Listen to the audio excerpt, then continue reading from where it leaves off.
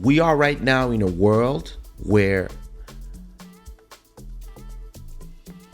the separation between politics, media,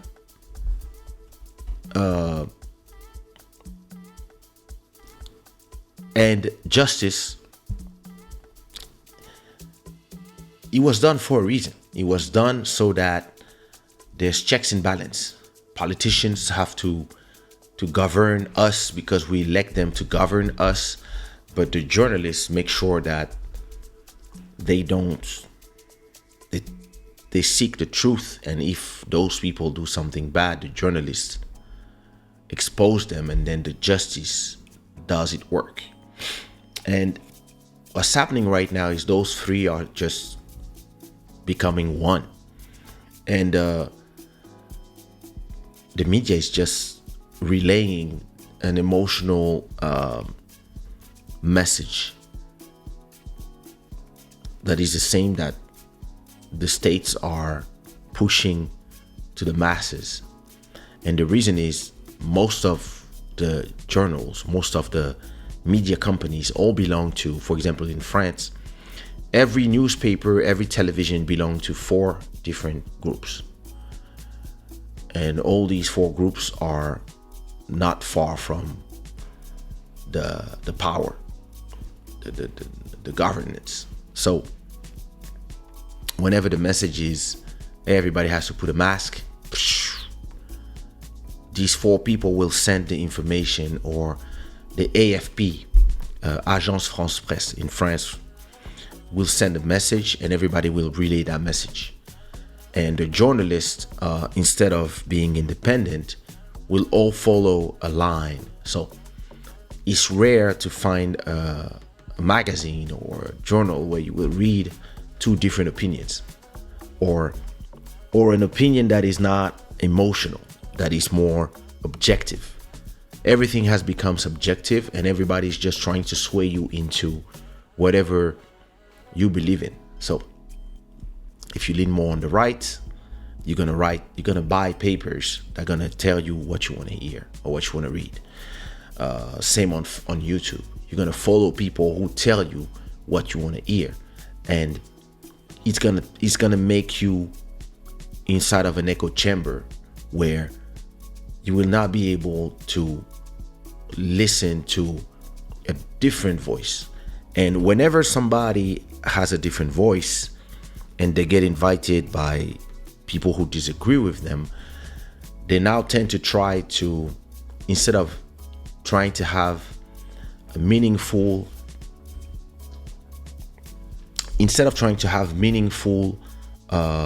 intelligent conversation, the pills are start going. Instead of trying to have meaningful interactions, they will do everything to destabilize the other person. They will not let them talk. They will just have this new style of interviews where people are not asking you questions. They just want to force you their opinion. And even if you disagree with that opinion, they will try to force you into, and the people in the comments are happy when, yeah, haha, you made him, and you like, and the journalists are all now trying to appeal to your emotions and make people go crazy.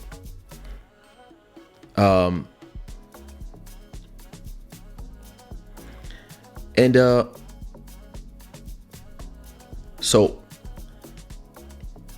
in this context, why am I blurring? In this context, we had the sabotage of Nord Stream 1 and 2. So we are in the middle of the war between Ukraine and Russia, and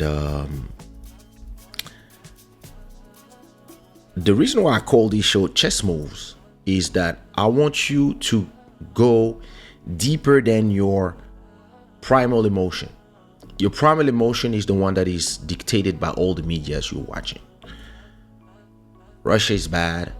They invaded Ukraine, and all the Russians are evil.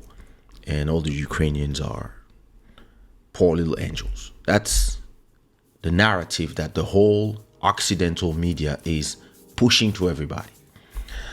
And I'm not here to tell you who's good, who's bad, because in reality, that's not how the world works. I know it. The world is way more shady than that. But I want you to understand the chess moves that are being operated right now. I mean, that's more or less what I think. So, soon as the pipes were sabotaged, everybody was like, yo,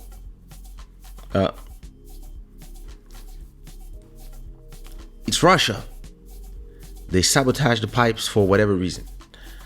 And what I want you to understand is that it could be anybody. It could be anybody, and there's a lot of reasons why. And I put here a list of reasons, so I have to read them. Let me put them on the side. Hey. So, interestingly, from all you have to read. You introduce interesting. This is perfect. Yes. So you have to understand one thing very, very carefully. You have to read a lot of articles from, if you want to understand what's happening with Ukraine, with Russia, with gas, you have to read every article coming from Occidental media from 4 years ago. Because 4 years ago, they were saying about the same situation. Everybody was talking about it already. But they were not talking about it the way they talk about it now, because now there's an agenda. And there's a lot of emotion, and a lot of journalists are not journalists anymore. They're just people who want to give their opinions. And I mean, listen, if journalism is giving you opinions, okay. But I think, to me, journalist is investigating and giving facts and letting people get their opinion from the facts. But journalism changed. Now journalism is people who use the power of the media to push their opinion to people so that they can have more people, so they can have more people sway to whatever they think themselves. We all have now access to media. So as I'm doing this video, I'm doing my show Club Shada. There's around every episode around 250 people watching, plus another 500 people watching the next day, right? So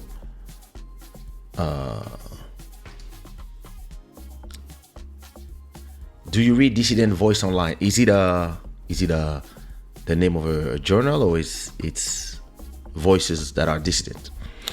So because we all have access to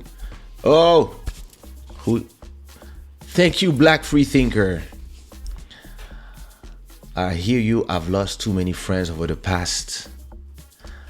Thank you so much for the super chat. I love you. I hear you. I've lost too many friends over the past 7 years due to having my own opinions on US politics and the war in Ukraine. This society is truly jacked up. Yeah, listen. Here in Europe, we don't have the same problem as the US. In the US now, everybody's just going crazy about their political opinions. My best friends and I disagree on politics. When we talk, we can have intense debate, or we can just have conversation or exchange of ideas. But once we're done talking for an hour and even being emotional about it, yeah, we end the conversation. We're like, oh, that was cool, and that was a cool conversation. We had a great. I learned some stuff, and yeah, me too. I learned some stuff that was cool. Hey, talk to you next week. And to me, That's a great conversation.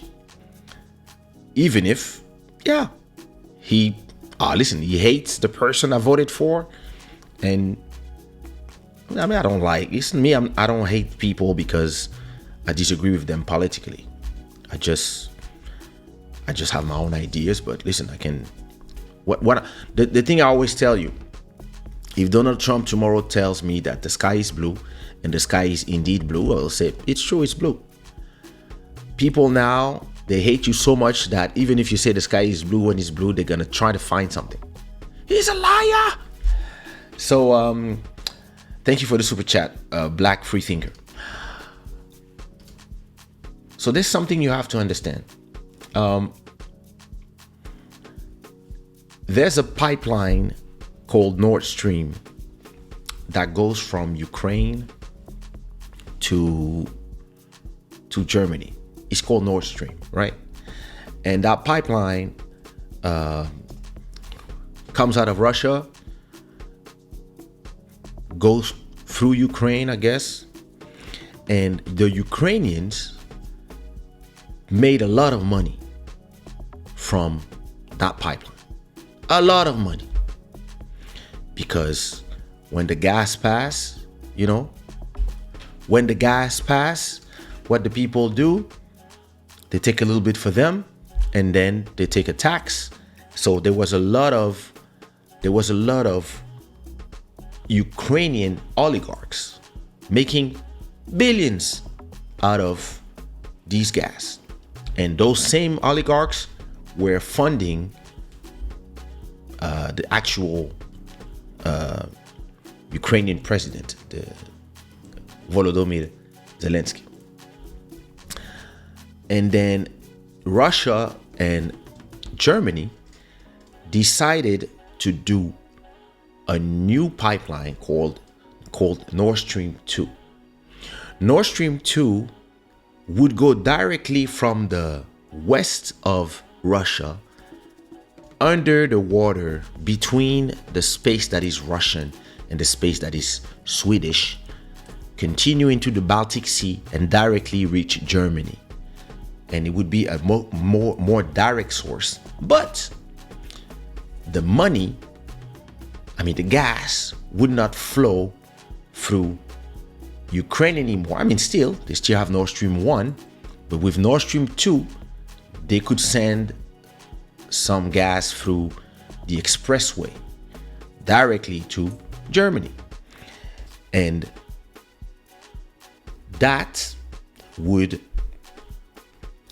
the Ukraine would lose some money from the gas not going through their pipes. It's just like, let's say, to go to your house, you have to use my street, my highway, and you have to pay a fee to use my highway. You have to pay $5 every time you go through my highway. And I'm super happy because, hey, every time you use my highway, I make money. All the cars go, let's say 10,000 cars go every day through my highway. I make 50,000 every day. And then the country that the highway originates from to go to your house tells you, hey, we're doing a new highway and you will only pay us free. You will go a little further, but you will go directly to your house and you don't have to go through Kaysha's highway.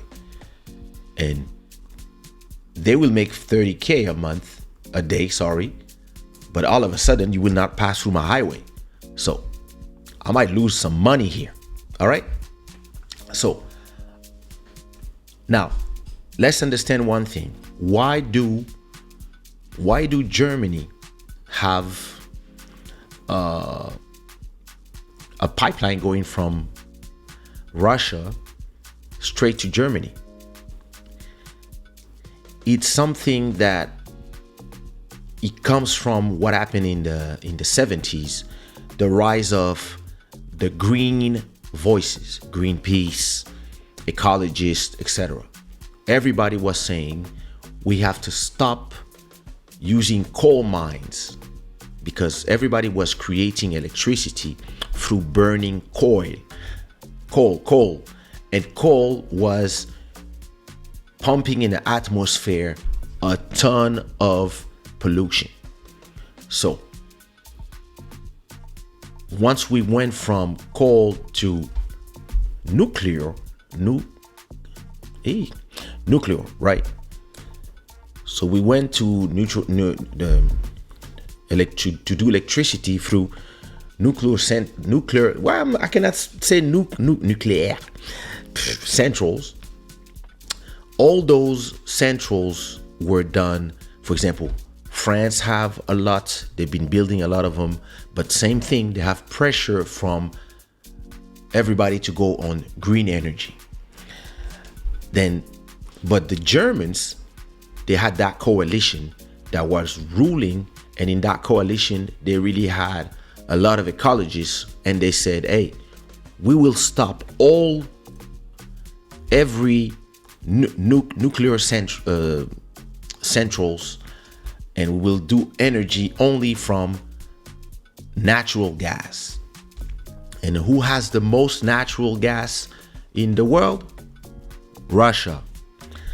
Now, what happened was that the Germans, when they closed all their coal centrals, and also all the energy coming from the nukes in Germany, they closed everything to please the ecologists. They then turned themselves to Russia to become the supplier of all their gas. This is how they did the first pipeline going from Russia through Ukraine, Belarus, etc. Boom, to Germany. And at the same time, the Biden family, through the son, Hunter, start also mingling into Ukraine and investing in a lot of those gas companies that were pumping money through the gas that was coming from Russia. And the Obama administration also put a lot of people out there in Ukraine so they could control that part, because the US didn't want the Europeans to be too much reliant on Russian gas. Why? Why would they do that? Simple. First of all, Americans have this obsession with the Russians, right? They know that they are the only people with China that can be the next superpower, and they all have this whole history of, so the CIA, has always been thinking and telling those people, because you have the US, then you have deep state. Those people, they were like, nah, if we want to continue to rule the world, Europe has to continue to be our bitch. They cannot become friends and sleep with the Russians. Because actually, if you think about it, if we think of the geography of the world, let me put a map of the world somewhere. Let me put a map of the world. All right, let's look at a map of the world. If you look at the map of the world, right?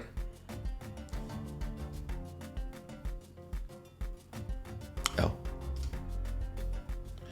Well, maybe I should just have only one. Let me do this like this. Don't mind me.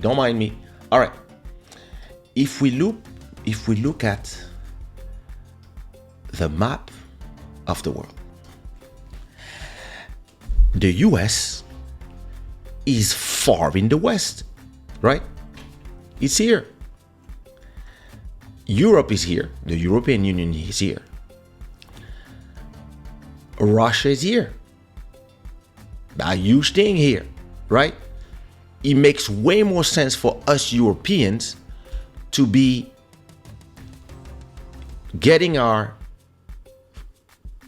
becoming friends with the Russians, right? And all these block, this huge block with Europe being, would be some, listen, imagine if all this with Kazakhstan, Mongolia, you imagine if all this was one big geopolitical block. Europe would be the most powerful force in terms of army, in terms of nuclear power, in terms of natural resources, because Russia has gas coming from here, running to the pipes up to, and powering us here. But they also have oil, right? So if we are with these guys, we don't need these guys. Do you know what the US produce? They have a lot of oil here in Texas. I don't know where Texas is. Somewhere around here. Sorry, it's here. That's Canada. In the Texas area, there's a lot of oil. But you know what the US has also? They have a lot of gas. And it would be amazing if they could sell all these gas to us in Europe. That would be great. So back in 2015, I mean, it was not since 2016, but it's been a long time. Okay, let me show you something that is important before I continue. We're going deep tonight. Let me show you something that is important, right? This is an article from, no, wait. Let me show you something first. I'm going to show you the countries in the world that import the most gas, right? Here they are. Natural gas top imports, top 20. First country that need the most gas is Germany. Why is it Germany? Because Germany shot themselves in the foot when they closed all the coal factories, and they closed all the nuclear. I don't know what's wrong with me. The pills.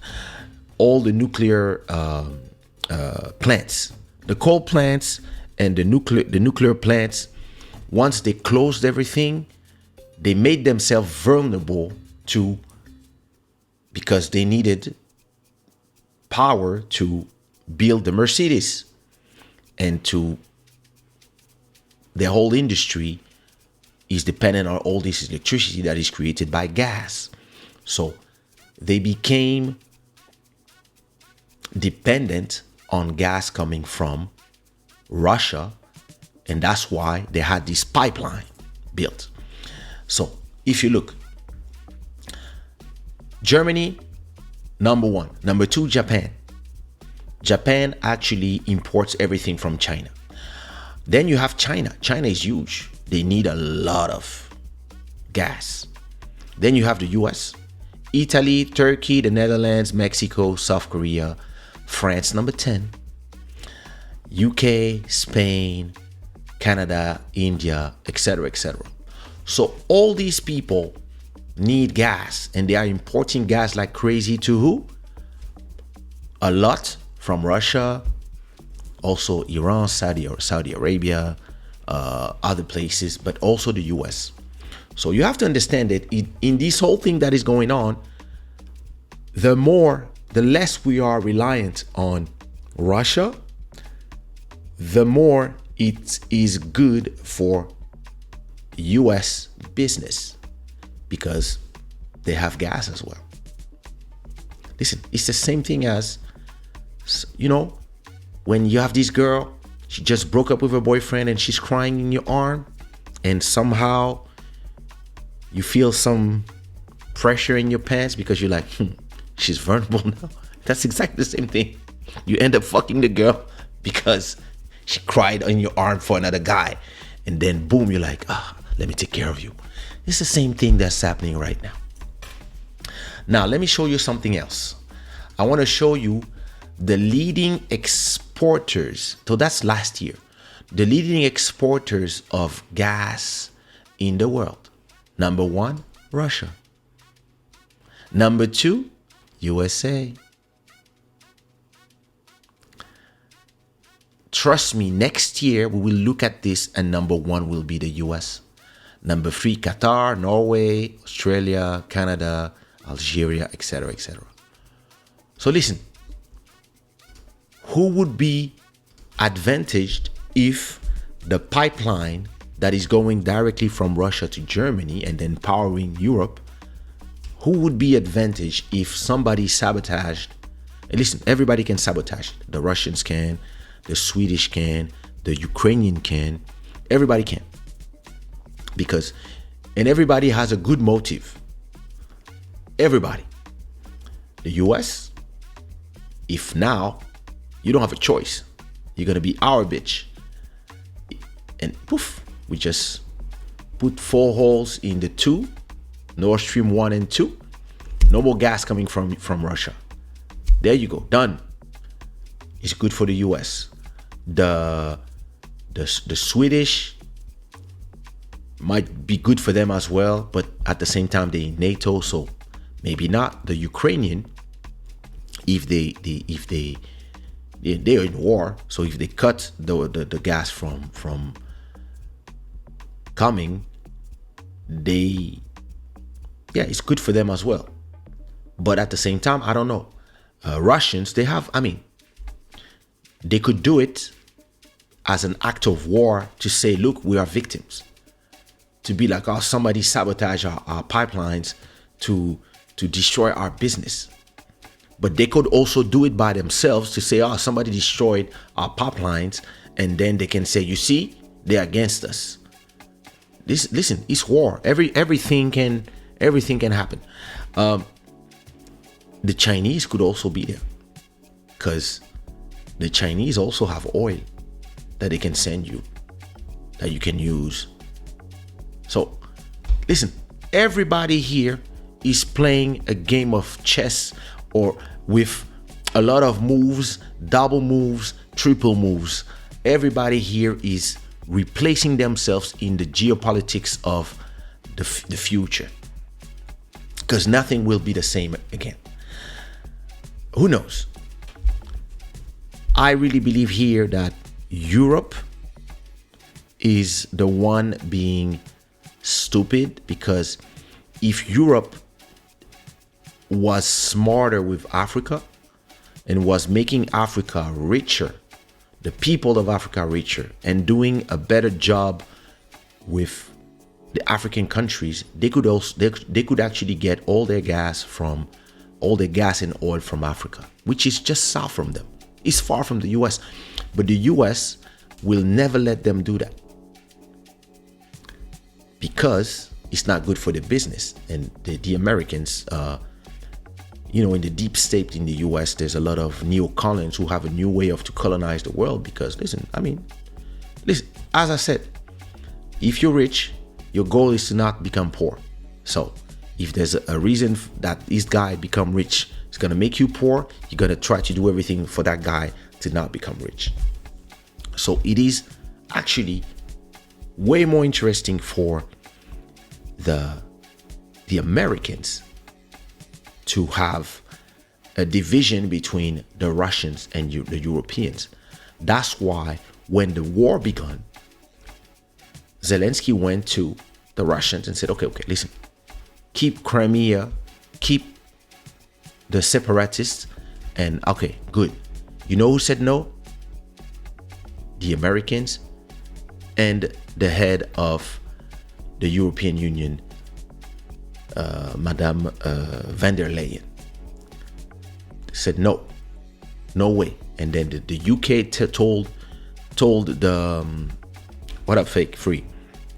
The UK told Zelensky, hey, you want to keep receiving weapons, you want to keep being funded, you better not go and do any truce with them. You stay here.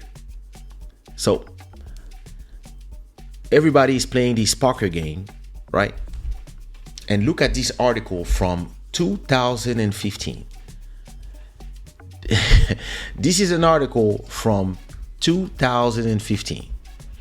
Listen, As always, I'm not here to tell you who's right, who's wrong, who's good, who's bad.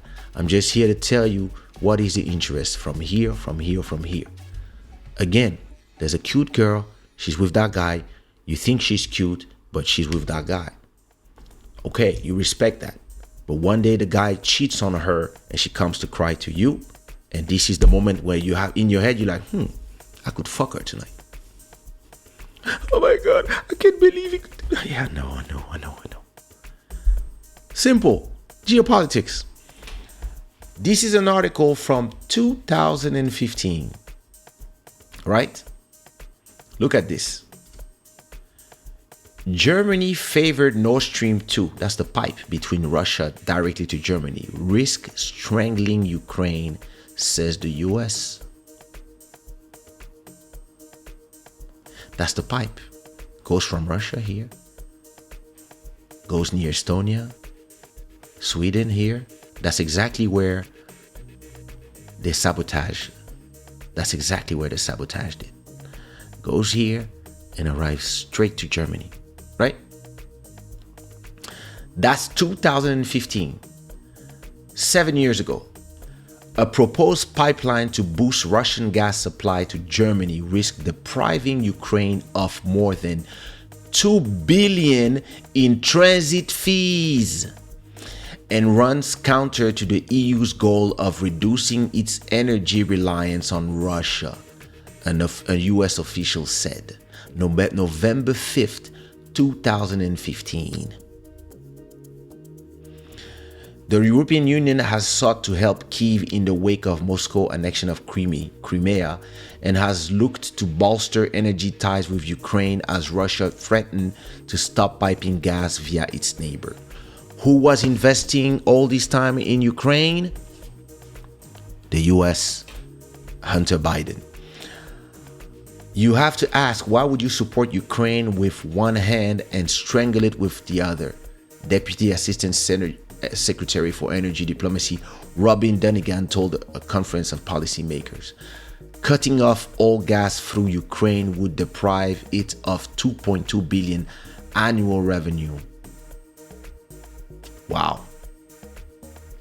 Russian Gazprom already sends gas to Germany across the Baltic Sea via the Nord Stream pipelines, and the proposed Nord Stream 2 project will double the capacity to 110 billion cubic meters per year. Gazprom also sends large volumes of gas to the EU via Ukraine, but has said it aims to bypass this route. Most recently under a plan to build a new pipeline to Turkey, another player that is trying to revive the Ottoman Empire. Yo. Now you see what's going on here? You had one pipeline going straight from Ukraine to Germany. Then they were trying to do a second pipeline. I mean, it was almost done. But the US was against this pipeline. That second pipeline was going to go and double the capacity going to Germany. And then they had another pipeline going through Ukraine. Ukraine was making 2.2 billion every. Listen, all these people are rich as fuck. The oligarchs from Ukraine, they were making a ton of money. 2.2 billion, right? From just the gas passing taxes. And now Russia was saying, nah, we'll go directly to Germany. So those deals were passed by Kohl and what was her name? Forgot the name of the chancellor of the lady chancellor of Germany. That was the deal that those people made in place. So they were like having economic ties with Russia. And now you have this new guy that came, right? And at the same time, Russia is saying, hey, we're going to stop using those pipes that go through Ukraine. And now the pipes have been sabotaged. Interesting.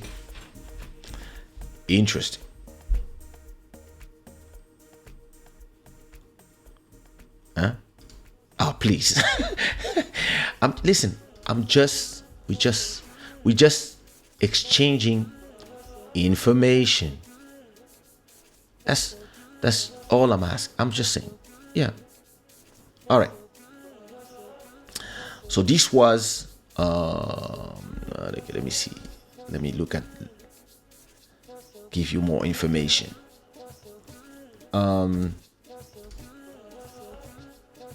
So when you think about it,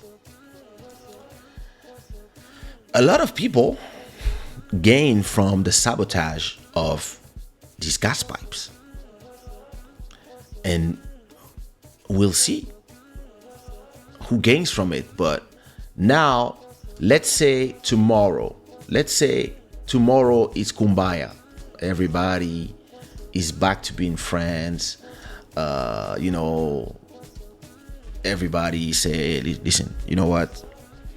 It's been the war. You guys are brothers. They find a solution. Russia keeps a little bit of the parts. They keep Crimea.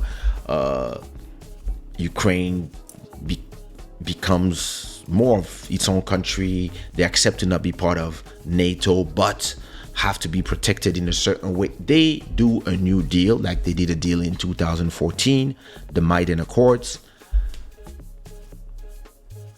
What happens?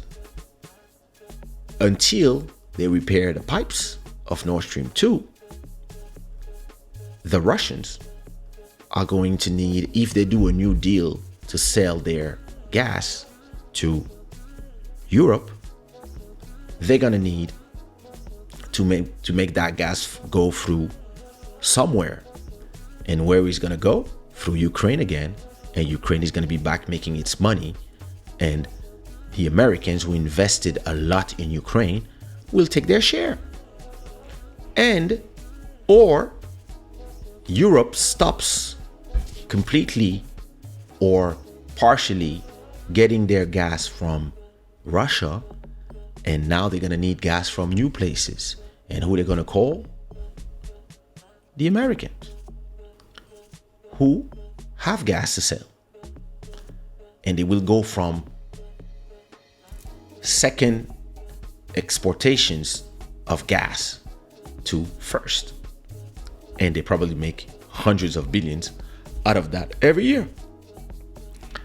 Now, what nobody knows is, and here from Europe, we see things from the media is showing us, and a lot of us see things from a very Eurocentric point of view. We see ourselves as the center of the world, but we don't realize that we only represent 20% of the world. Occident in general, US plus Europe, that's 20% of the world. And there's a lot of resentment that has been going on from, people complaining for all types of reasons. But a lot of people are saying to themselves, hey, look, maybe it's time that we have our own systems where, we don't have to obey to the bullies out there in the US. Maybe a lot of people want to start. So you have China, you have Turkey, you have India, Pakistan, all these people, Africa, all these people are a lot of countries that are poor to rich, but they have all the resources. But they don't control all these resources because of deals that were done back in the days and that were unfair. So when you think of China, you have to ask yourself now, what is the next chess move that everybody's going to do? Because Russia is selling the gas and the oil to India. India is selling a part of this gas and oil back to Europe. So when we say, we're not buying your gas, that's not true. We're actually buying it 3 times the price. Because what the Europeans didn't think about when they took their decision, probably pushed by the Americans or just pushed by the tweets, the public opinions of everybody, the emotions. Because, the same way I tell people all the time, business cannot be emotional. it's even worse for politics. It cannot be emotional. You cannot just be there because everybody's gonna be emotional, take emotional decision, or take decisions to make the people happy. You have to understand that you have to think about what your decision will do in 10 years. So when everybody decided in Europe to close all the nuclear plants, when everybody decided, France didn't close all of them, but they had like 14. They only have 2 now. I mean, we only have 2 now. Germany had a lot of nuclear plants and coal plants, and they closed everything to please the ecologists, because everybody was on this conscious ecologist thing of the 90s, the early 2000s. So and they did it without really thinking of things that could happen today, and they shot themselves in the foot. And now we are paying this in this winter. I mean, here in Portugal, the weather is cool, but out there in Germany, when it gets cold, it gets cold. So they're gonna feel that. So what they're doing now, they're reopening coal plants. So the ecologists must be eating their hats right now, right? Because nobody thought of the future when everybody was taking their deals, and everybody was like, no, it's gonna be cool. Russia is gonna, maybe doing business with them will change them. No, listen, Russia, like, they want to do business with you, but they still have their idea of how they view the world, same as Africa, same as China. And what's happening right now is that we are seeing the pieces that are moving, where the Americans have all the best interests with us not working with the Russians and hating them. The Ukrainian as well, because even if they are not in a great position geographically, yeah, listen, they're gonna have Americans protecting them, Americans everywhere, etc., and making a lot of business with them, and using, because they're in a good position. The Chinese and the Turkish are also positioning themselves, because they too want to hold power in their respective zones. Same thing for the Chinese, who want to become the dons of the whole Pacific area. Like Japan, all these places, they want to influence all this area with their waves and sell them their oil. And they also want to sell all their toys, all their continue to manufacture everything and to sell it to the rest of the world.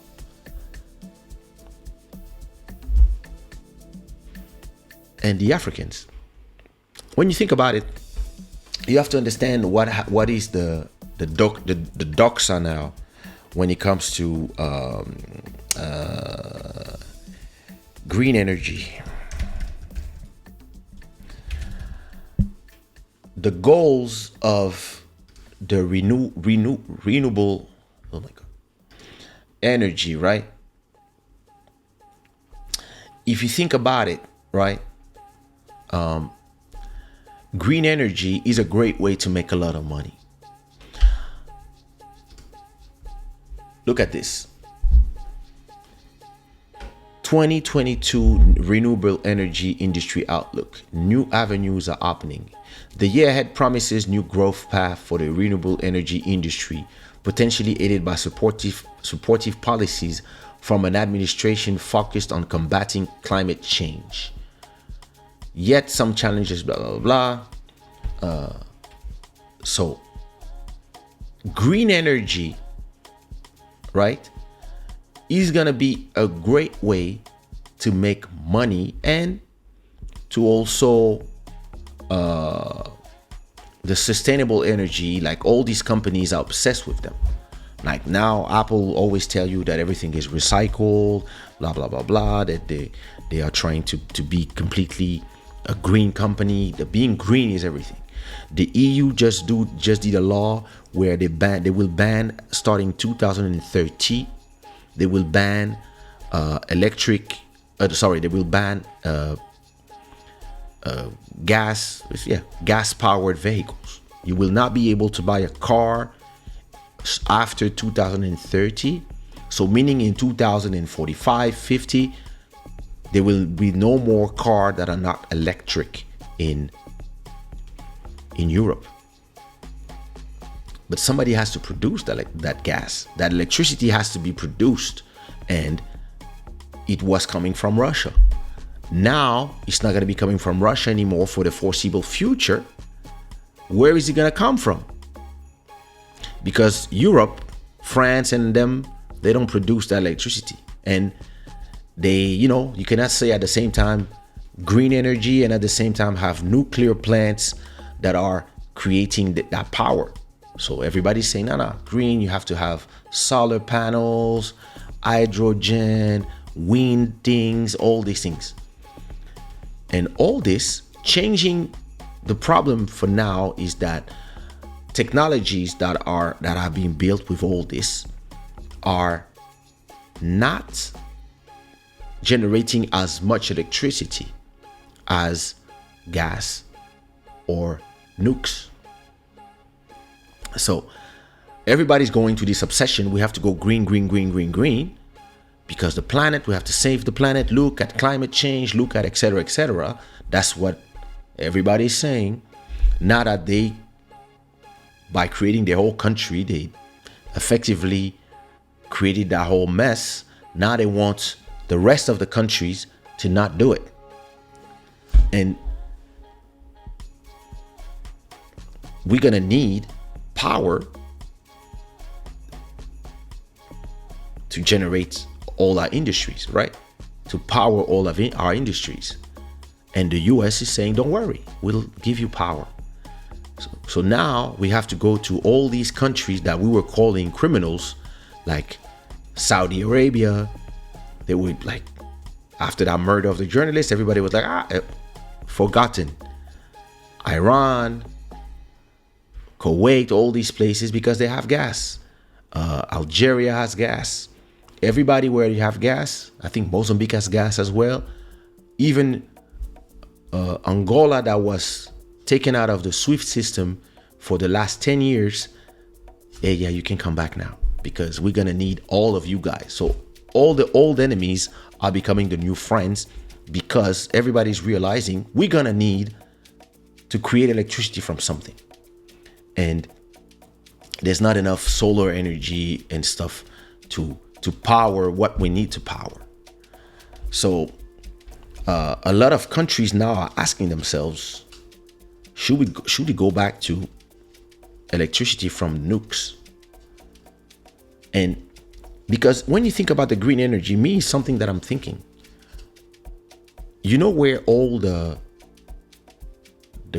coltan and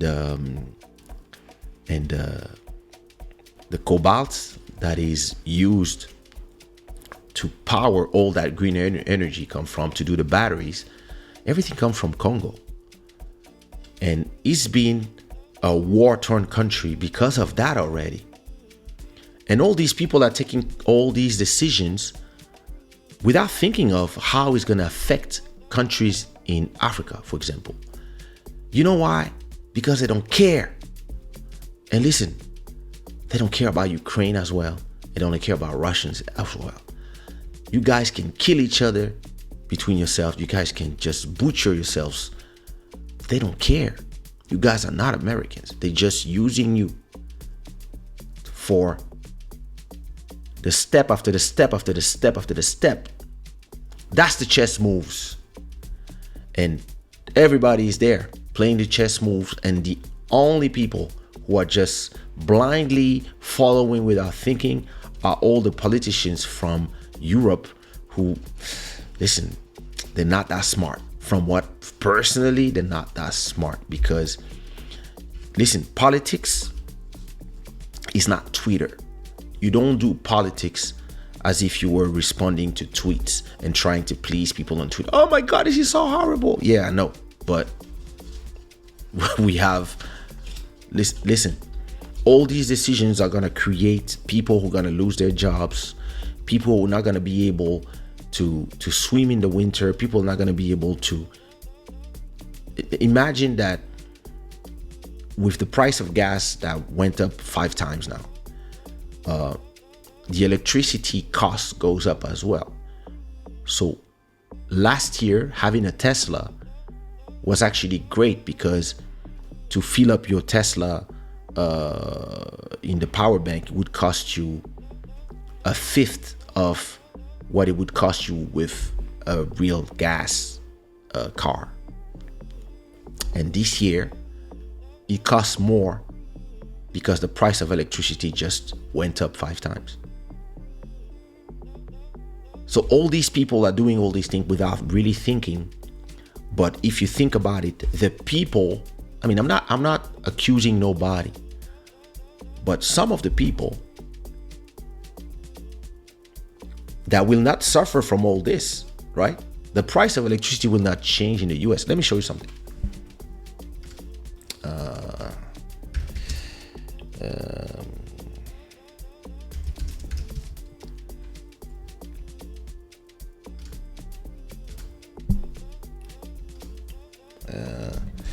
No, I don't have it. Forget it.